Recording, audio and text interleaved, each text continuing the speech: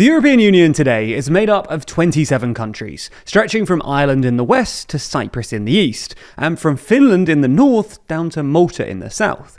It spans 4 million square kilometres, is home to around 450 million people, and has a combined GDP of about $19 trillion.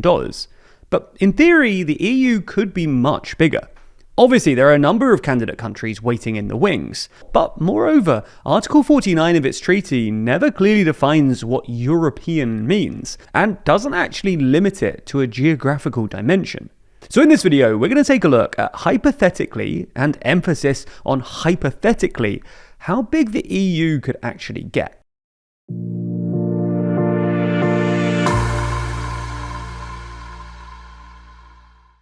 Never miss an episode and always feel in the loop by subscribing and ringing the bell. Let's start with some context. The European Union began in 1957 when just 6 countries came together to form the European Economic Community, or EEC.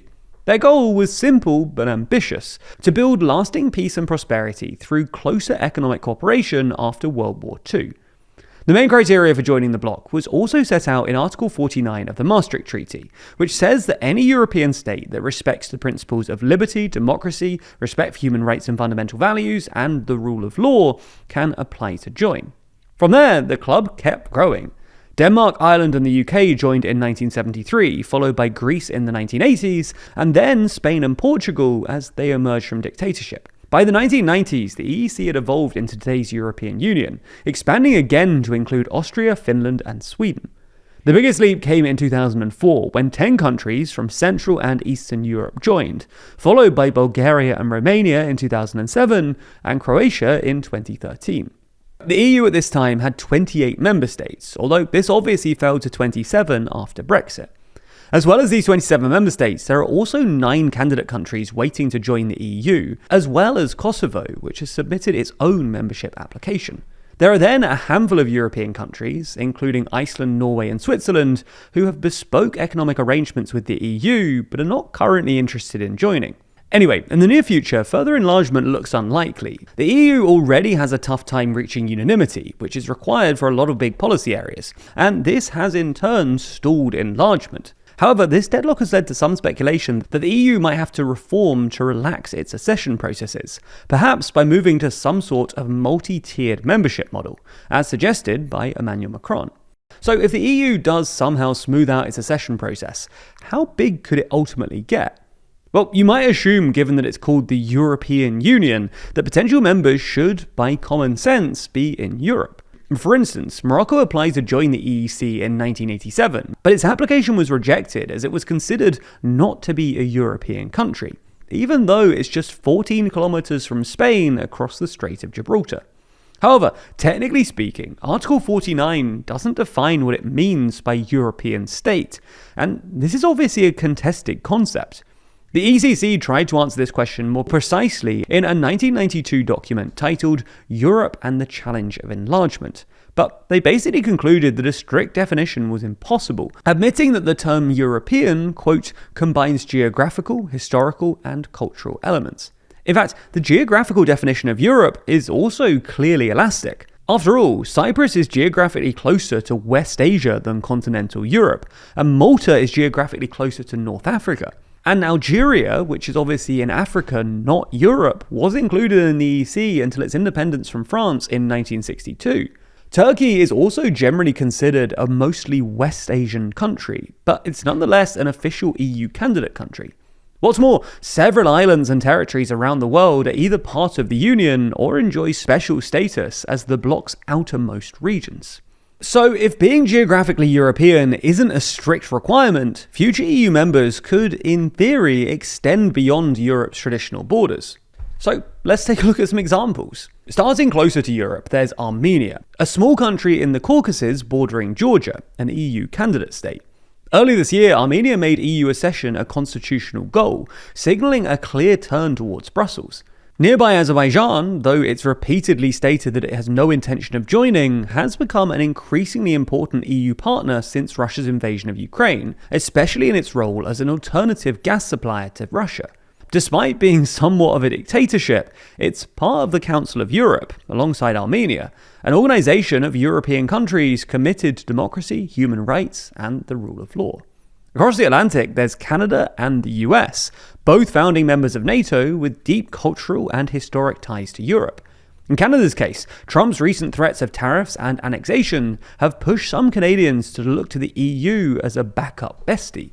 In fact, a recent poll found that 44% of Canadians supported the idea of joining the EU, to 34% who opposed it. Economically, Canada already has a free trade agreement with the EU, and geographically, it isn't as distant as it seems. Canada shares a sea border with a French territory off Newfoundland, and a land connection through Greenland, an EU-associated territory. Canada is also a European-style social democracy, with a well-developed welfare state, and like the US, is an observer of the Council of Europe. As an observer, it can participate in discussions and is considered to align with the Council's pro-democracy and pro-human rights values, which underpin Article 49 of the EU Treaty. Canada and the US are not the only non-European observers.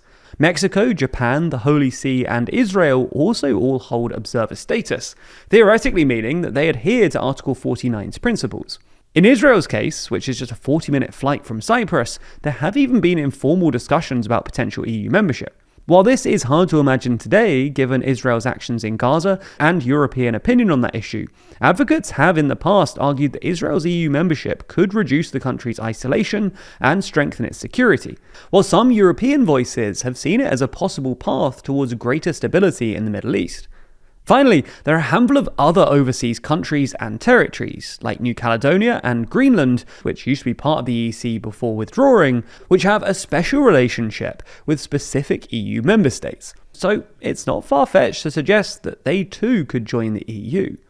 Of course, none of this means that any of these countries will join the EU, or that it's likely to happen anytime soon. Enlargement is a complex and divisive issue. The EU already struggles to reach consensus, since most major decisions require unanimity among its 27 members. Adding more would only make that harder, while complicating issues like migration, funding, and governance. So while the EU probably won't be stretching across the oceans anytime soon, the question of where Europe ends and what it stands for remains open. As the European Commission said in 1991, it is neither possible nor opportune to establish now the frontiers of the European Union, whose contours will be shaped over many years to come. If you're interested in major news events like this, you'll have certainly been paying attention to what's been happening in the Middle East recently, with the whole region seemingly in a state of flux. That's why the next issue of our magazine, Too Long, is all about that issue, with our headline section titled The New Middle East. In it, we run through each country in the region and discuss their future, before reflecting on how recent events have reshaped the Middle East forever. We obviously talk about the Middle East a lot in videos, but this is our most zoomed out, detailed and thought through coverage yet, truly outlining how we see this region re-emerging.